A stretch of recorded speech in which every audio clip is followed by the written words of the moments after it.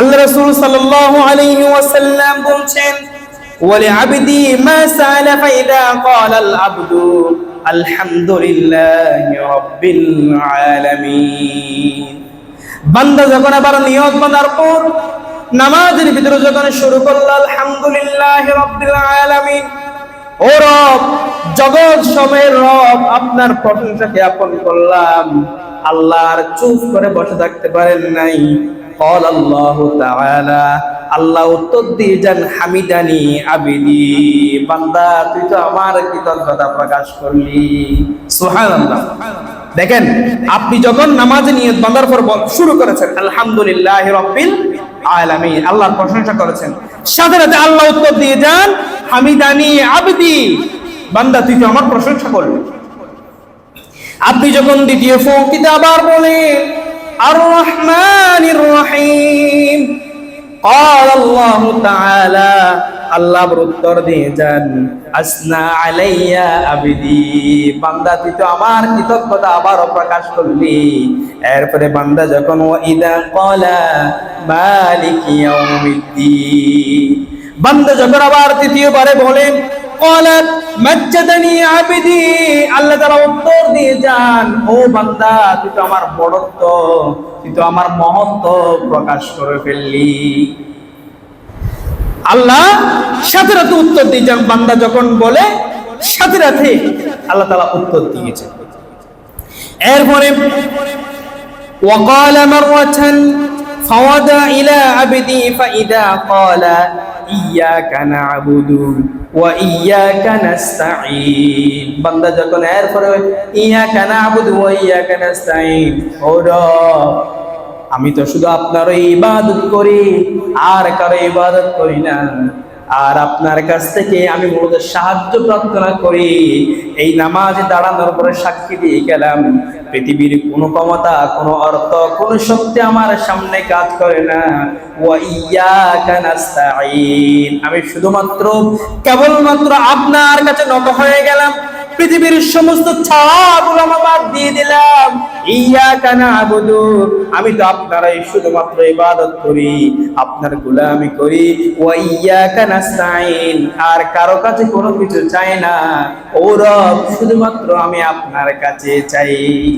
এই কথা যখন বান্দা বলে, সাথে সাথে আল্লাহ তাআলা উত্তর দিয়ে যান, قال هذا بيني وبين عبدي ولعبدي ما سأل, ও বান্দা তুই যখন আমার প্রশংসা করেছস, এবার তুই তো আমার কাছে চেয়েছস, বান্দা তোর কথা এবং আমার কথা, তাহলে দুইটাই যখন বলে ফেলেছস, মা সাআলা, বল এবার তুই কি চাস।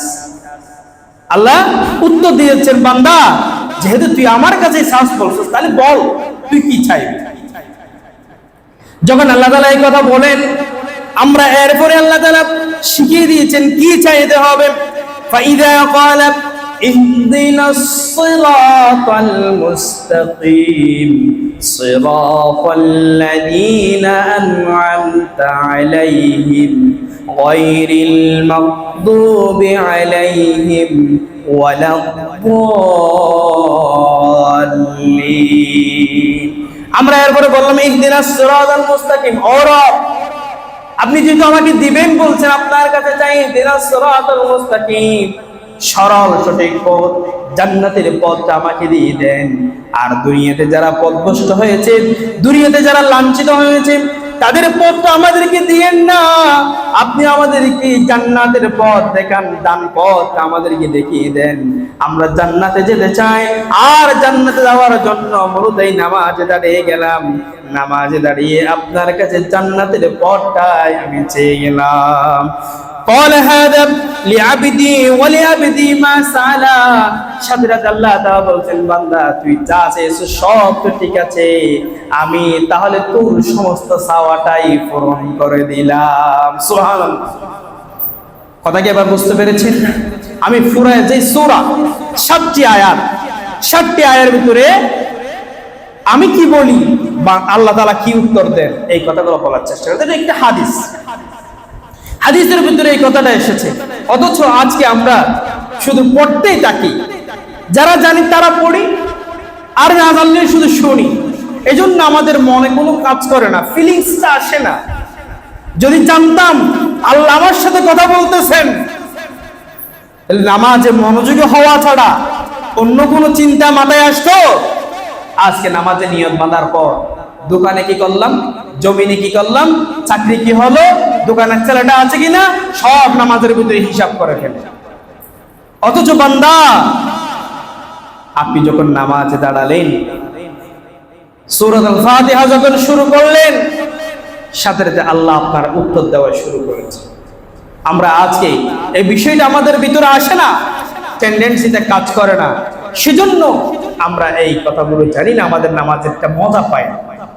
এজন্য মসজিদ থেকে ঢুকলেও তাড়াতাড়ি বের হওয়ার চিন্তা হয়, কারণ নামাজে আমরা মজা পাই না। তাহলে আজকে থেকে এই যে আমরা জানলাম, সূরাতুল ফাতিহা বললে আমাদের সাথে কথা বলেন কে? কথা বলছেন না, কথা বলেন কে? সূরাতুল ফাতিহাটা ভালো করে মুখস্থ করব তো ইনশাআল্লাহ।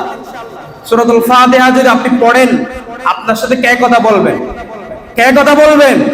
আল্লাহ। যদি আল্লাহ কথা বলেন, এর থেকে দামি আর কোনো কথা হতে পারে? কি কথা বললাম? আমরা কি বলি, আল্লাহ কি বলেন, সেই কথাটাও আমরা জানার চেষ্টা করেছি। তাহলে দেখেন, বেশি আমল তো করার দরকার নাই, ভালো করে আমল করে, বুঝে আমল করে, জান্নাতের পথ আমাদের জন্য সহজ হয়ে যাবে। কিয়ামতের ময়দানে কতটুকু তুমি শিখেছো, মুফতি হয়েছে কিনা, মুহাদ্দিস হয়েছে কিনা, মুফাসসির হয়েছে কিনা, সেটা জিজ্ঞেস করবে।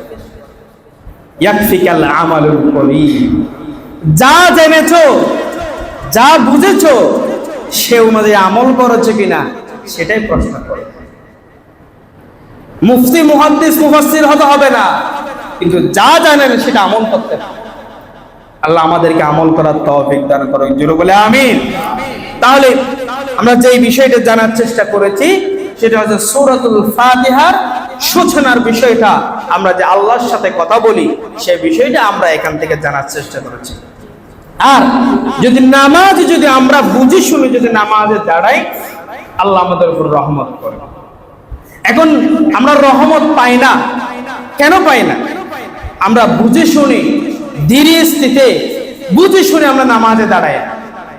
সফলকাম মুমিন তো হলো তারা, قد أفلح المؤمنون الذين هم في صلاتهم خاشعون। সফলকাম মুমিন, সেরা মুমিন, জান্নাতি মুমিন হলো তারা, যারা যখন নামাজে দাঁড়ায় একমাত্র শুধুমাত্র এক আল্লাহকে ভয় পায়। আল্লাহর সন্তুষ্টি অর্জনের জন্য যে মুমিন নামাজে দাঁড়ায়, সেই হলো সেরা মুমিন, সেই হলো জান্নাতি মুমিন। জোরে বলে সুবহানাল্লাহ। তাহলে দেখেন, শ্রেষ্ঠ মুমিন যদি হতে চায়, নামাজে একাগ্রতা নিয়ে, ভয় ভীতি নিয়ে নামাজ দাঁড়াতে হবে। সবচেয়ে বড় সুর হলো সেই সুর। টাকা পয়সা যে স্বর্ণ চুরি করলো সে বড় সুর নয়। আল্লাহ রাসূল বলেছেন, নামাজ সুর হলো বড় সুর। নামাজে ঢুকলো, সিজদা কিভাবে করলো, রুকু কিভাবে করলো সেটা দেখলো না, খুবই তাড়াহুড়া করে রুকু সিজদা আদায় করে কোন রকম মসজিদ থেকে দৌড়ে বের হতে পারলে হলো।